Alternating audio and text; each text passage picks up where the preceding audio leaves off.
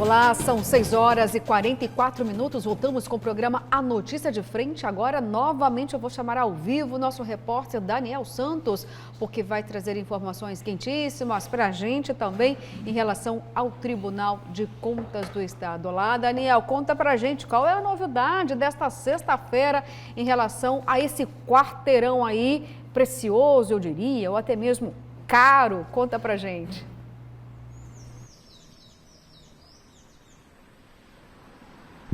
Eu falei agora há pouco no que se dependesse do desembargador Marcos Machado, né, o então assessor de gabinete do Emanuel não vai para casa, né, cumprir prisão domiciliar. Agora a gente precisa traçar um paralelo, né? Se depender do ministro do Superior Tribunal de Justiça, o Mauro Campbell, quem retorna aqui ao Tribunal de Contas é ele. Sérgio Ricardo, depois de praticamente 2017 para 2021, 5 anos de afastamento. Tem aqui uma decisão liminar determinando o retorno de Sérgio Ricardo. Ele que foi afastado em janeiro de 2017. Ele vinha travando, a gente já noticiou aqui em outras oportunidades, inúmeros recursos na justiça para tentar reverter esse afastamento, né, gente? E ao acatar o pedido de, agora, reintegração, o ministro reconheceu que o afastamento foi decretado há 5 anos e até o momento a instrução processual não foi concluída. Lembrando que o STJ também autorizou o retorno do Valdir Teis, né, e na ocasião o autor da decisão foi o ministro Raul Araújo, que entendeu que a reintegração dos conselheiros não oferecia risco nenhum ao inquérito, à fase de investigação. Os conselheiros, eles foram afastados, né, na época da saída do governador Silval Barbosa, através de delação premiada, por terem condicionado a continuidade das obras da Copa do Mundo de 2014, segundo a delação do ex-governador, a um pagamento de 53 milhões de reais em propina. É essa a informação que a gente tem aqui diretamente do Tribunal de Contas, agora com a reintegração. Agora, quando é que se dará de fato isso? Quando é que Sérgio Ricardo deve cumprir expediente aqui no Tribunal de Contas? Essa informação a gente está aguardando para as próximas horas. Luciana. Ok, Daniel Santos, e aí Kleber Lima, vamos falar um pouquinho do Tribunal de Contas do Estado, como você mesmo já chamou aqui no início do programa, a submanchete do jornal, explicando sobre o retorno de Sérgio Ricardo ao Tribunal de Contas, depois de quase 5 anos fora, é isso mesmo? Segundo aqui a matéria, o jornal A Gazeta, eu não lembro de ter visto isso, foi uma notícia que saiu ontem já... 4 anos e 9 meses. Já na segunda impressão, né? Antigamente tinha isso, assim, no jornalismo. A segunda capa que falava. Então você tinha segunda edição do dia. Quando saía um assunto muito, assim, já final do dia, começo da noite, os jornais rodavam com 2 capas diferentes, que tinham e às vezes a notícia de última hora saía só na capa, porque não dava mais tempo, é um processo industrial até hoje, para se rodar um jornal. Nós estamos aqui na sede do Grupo Gazeta, tenho certeza que toda Cuiabá e Várzea Grande já passou aqui na frente do grupo e viu o prédio mais alto que tem aqui, é onde abriga a gráfica, né?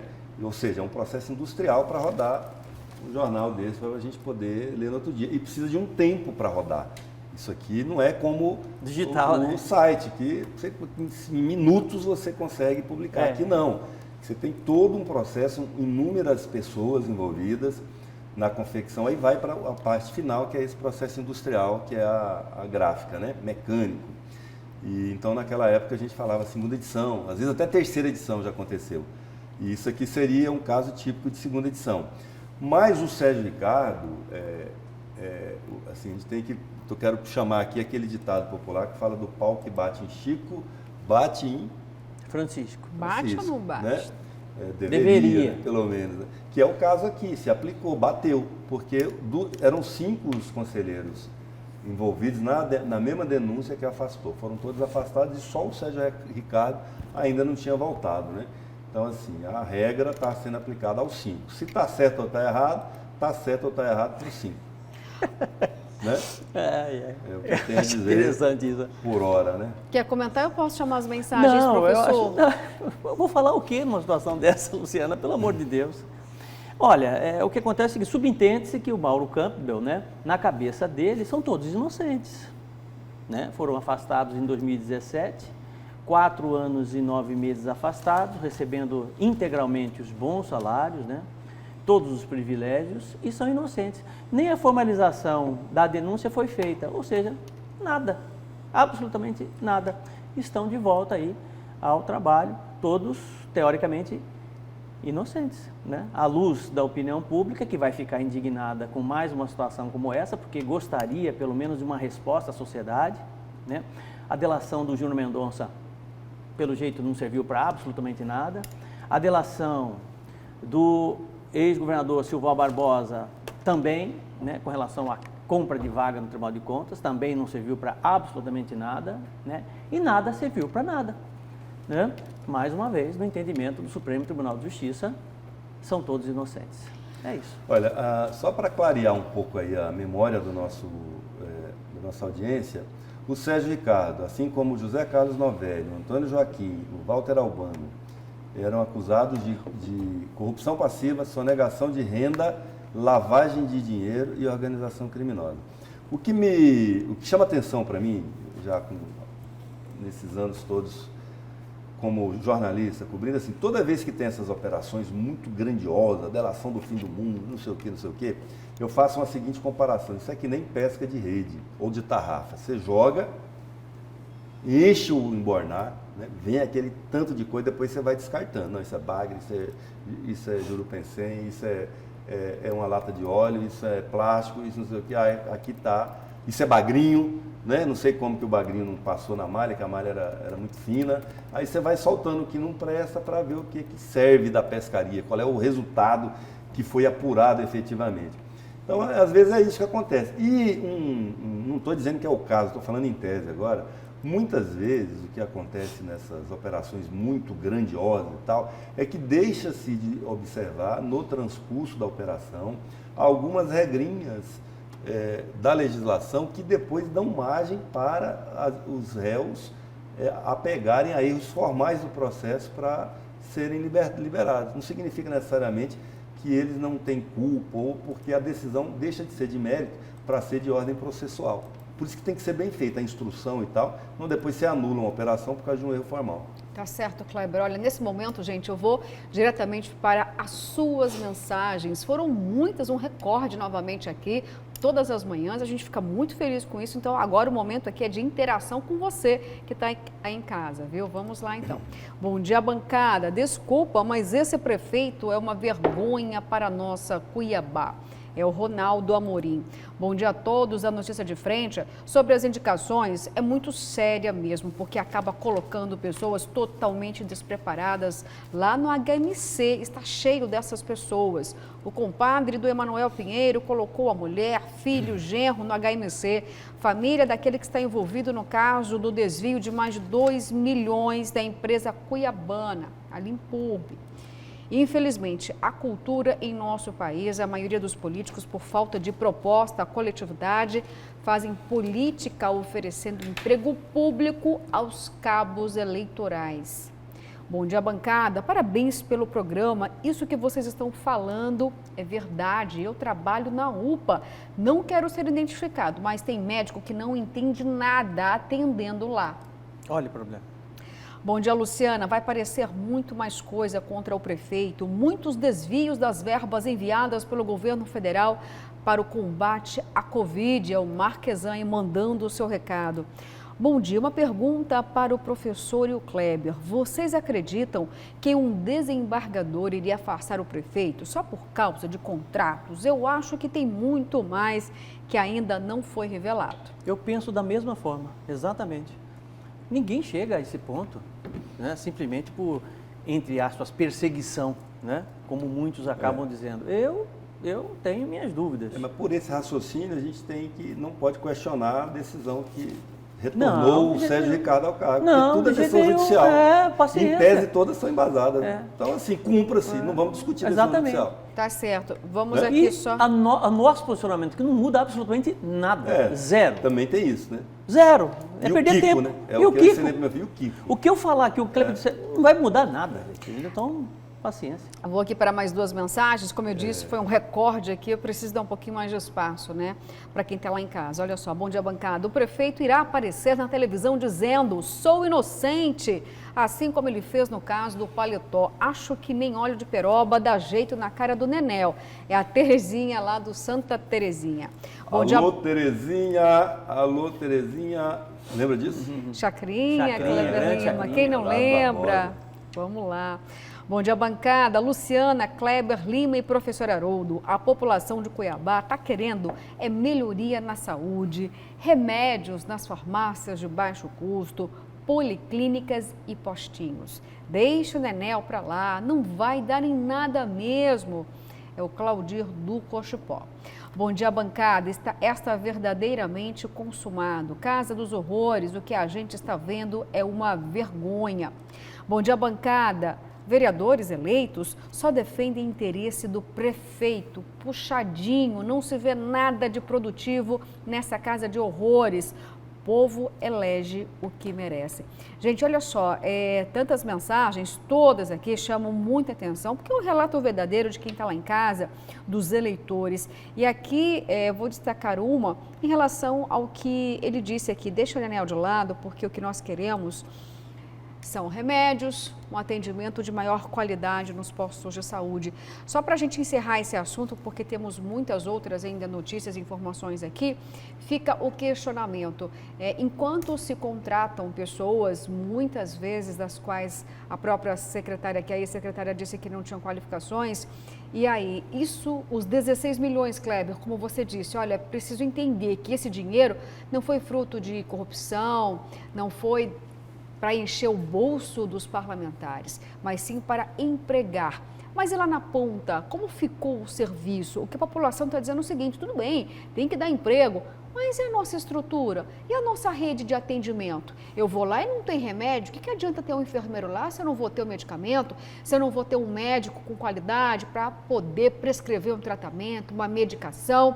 Vamos lembrar que no início da pandemia, a população toda reclamava da falta de qualidade e até mesmo de atendimento na porta de entrada. Aí o governo do estado veio e abriu o centro de triagem. Nós estamos falando de todo esse período envolvido, professor. Por uma defasagem de atendimento, lá no atendimento básico, né? Exato. O centro de triagem Arena Pantanal foi criado, sobretudo, para poder atender exatamente isso.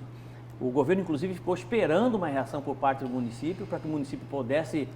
As reclamações eram imensas, o número de contaminados aumentando, e não se tinha um centro para poder atender, para poder identificar as pessoas que estavam contaminadas com a Covid-19 e iniciar imediatamente o tratamento. Então, uma iniciativa proativa por parte de Gilberto Figueiredo, secretário de Estado de Saúde, imediatamente, né, o entendimento de Mauro Mendes, enquanto governador do Estado de Mato Grosso, criaram exatamente o centro como uma forma de atender a população. Como foram criados inúmeros outros centros, né, no Brasil todo, né, boa parte deles, inclusive, financiados com recursos do governo federal. Posso ir para o próximo assunto, Você Kleber sabe, Lima? só para fazer uma pergunta antes. Sabe o que é ambrosia? Ambrosia. É um doce. De que é o doce? Ambrosia. Minha mãe adora. É lá do Goiás. Já mamão? Sei que é lá do Goiás, não é? É de mamão? Não, de mamão é o furundu. É furundu, né? Ambrosia é um doce que é feito de coalhada, né? Um doce de coalhada, assim, e fica uma delícia, É uma das delícias da culinária do Cerrado, na verdade, mas é característica Meu aqui pai de Cuiabá. adora ambrosia. E eu lembrei da ambrosia como o revirado cuiabano, como a costelinha de arroz. É um tipo de um manjar. É um doce só que em vez de ser o doce de leite, é um doce assim encaroçadinho, que é feito com a coalhada, né, do leite talhado, que antigamente perdia, então em vez de perder, isso é parecido com a feijoada, aí começou a fazer. E aí leva esse nome também de ambrosia. E lá em Goiás é doce de coalhada, aqui é ambrosia. Então ambrosia, farofa de banana, Marisabel, Isabel. a costelinha com arroz, a macarronada de gamela, que é aquela que você mistura macarrão com frango, tudo assim, né? Que é comida bem de domingo. Eu estou falando isso porque eu recebo esse cardápio todo final de semana do Carlinhos Corrêa da Costa. Sabe quem é o Carlinhos Corrêa da Costa? Sabe? Sei. Carlinhos Menina Moça, um dos primeiros colunistas sociais de Mato Grosso, que também é um banqueteiro, um cozinheiro de marca maior. Um abraço, Carlinhos. E ele está atendendo essas comidas maravilhosas, é só ligar para ele e pedir. Você está fazendo merchan, agora entendi. Eu estava aqui imaginando. É que ele me mandou aqui e eu tô com fome. Você vai tomar, pode mas esperar. Não faz isso comigo, sacanagem, Carlinhos. Vai tomar, pode Uma esperar. hora dessa que eu tô com fome. Não quero nem ver. Um abraço, Carlinhos, menina moça. Olha só.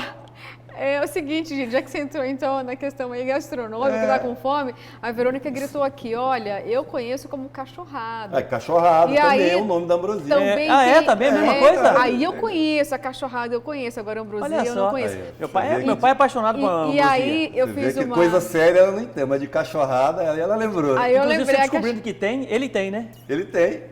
O Carlinhos tem. Aí, papito. Mas tem algo que vocês não sabem, você também em casa não sabe, viu? Ambrosia ou cachorrada tem um outro nome também popular, viu? Qual que é? Espera marido.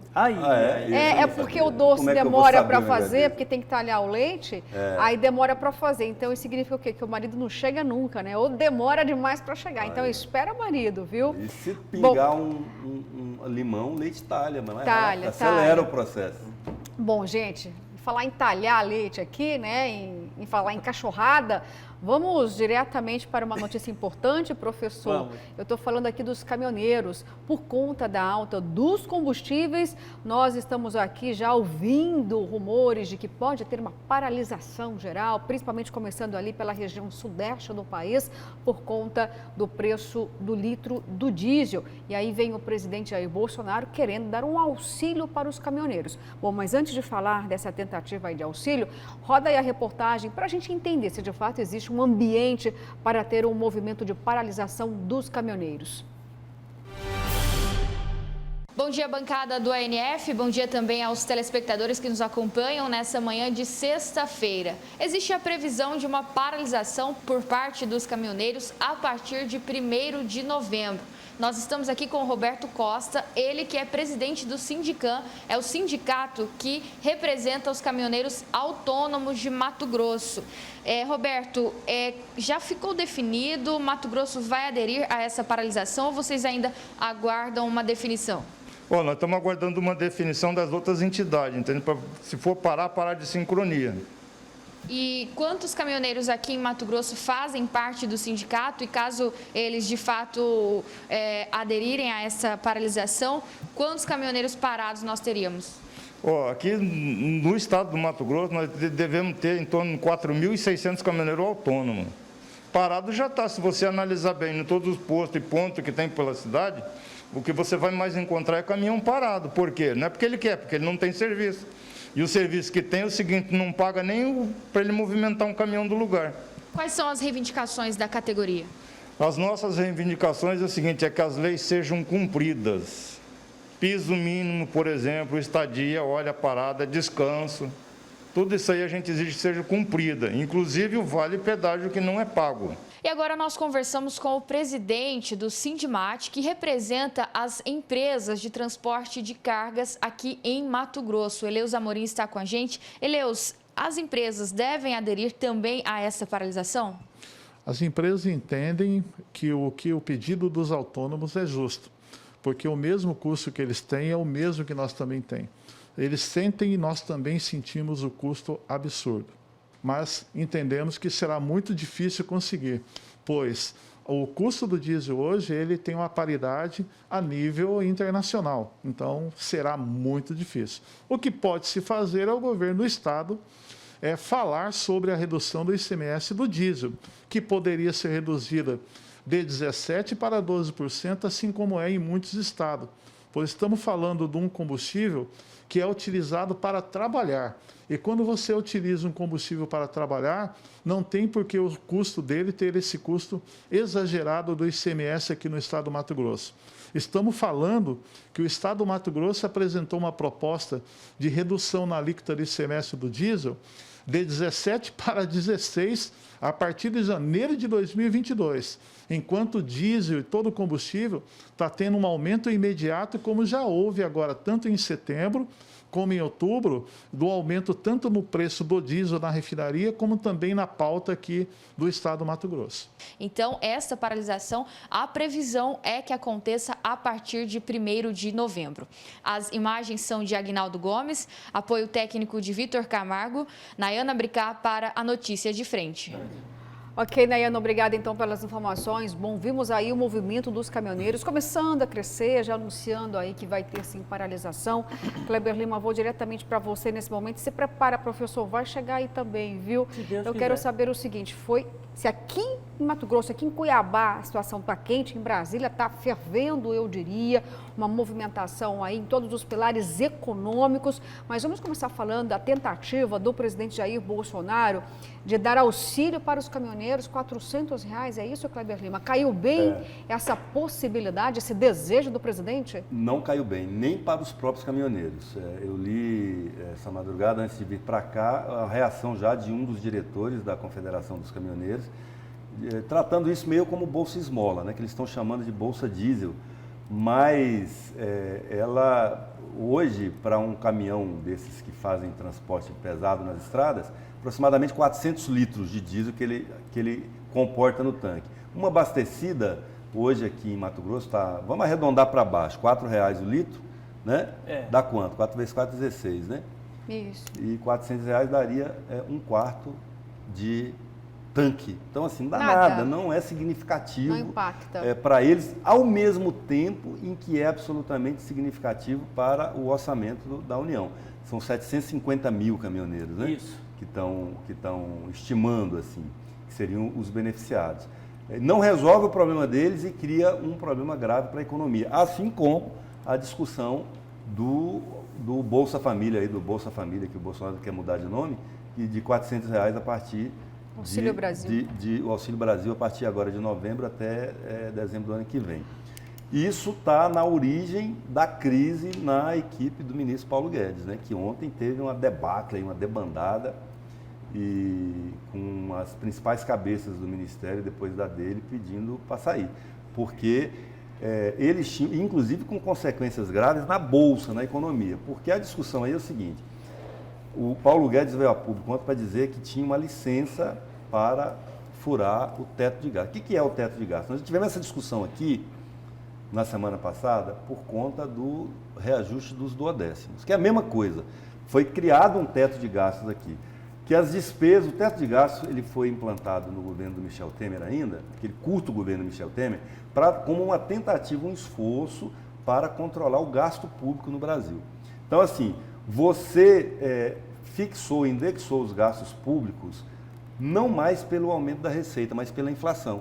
Então, aumentou a inflação, eu posso aumentar o gasto público até aquele patamar, que é o IPCA, né? E agora eles estão pedindo, com esse aumento de R$400 do abono aí, do Bolsa Família, isso estouraria o teto de gasto, com o do caminhoneiro mais ainda, né? Então, o mercado está reagindo mal, e eu ouvi uma explicação muito bacana ontem de um analista na CNN, que ele fala o seguinte: na verdade, quem dá o dinheiro para o governo gastar é o mercado, não é o Banco Central que vai lá e imprime, ele tem que imprimir moeda para dar lastro a atividades econômicas reais. Então, o mercado, inclusive o financeiro, é quem financia muitas vezes a atividade pública.